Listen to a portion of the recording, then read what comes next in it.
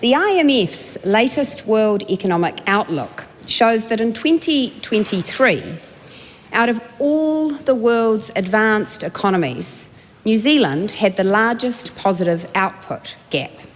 In other words, it had the most overheated economy in the world. Inflation was far above the target band, and the Reserve Bank had to raise the OCR to 5.5%, the highest rate since 2008. And that's why the economy went into a long, painful downturn. It is now recovering, but as often happens in a recovery, the road has been rocky. The member might think that spending more, taxing more and borrowing more is an alternative plan, but I disagree with it, and so do most New Zealanders. What does she say to one business leader who said, quote, "What has she done to create growth in New Zealand?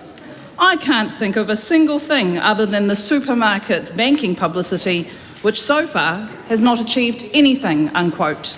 Mr. Speaker, let me count the ways. Tax relief for more than 1 million working New Zealanders, investment boost to encourage investment in our businesses so that they can grow, delivering fast-track infrastructure projects, investing in structured literacy in our schools, overhauling the Overseas Investment Act to welcome capital into this country.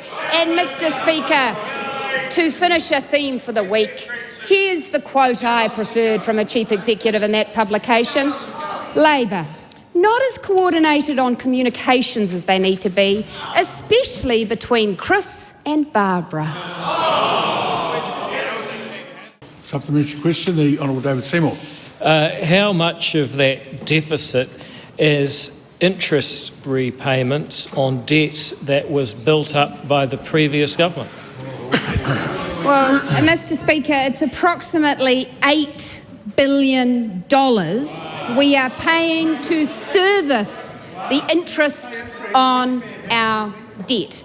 And I would also point out, Mr. Speaker, that those who are suddenly concerned about deficits might want to ask why they said that every time we made a spending reduction, whether it was pay equity, reducing the number of bureaucrats, reversing stupid programs, that we shouldn't be cutting spending. Get consistent.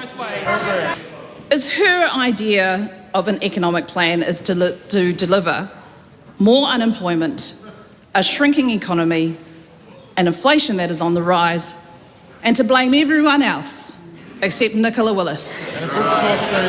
No, Mr. Speaker, it is not. But I think that those who commit arson and then blame the firefighter should not repeat the same mistake. And all I've heard from that member is let's borrow more, let's spend more, let's drive up the debt and inflation, and that is no prescription.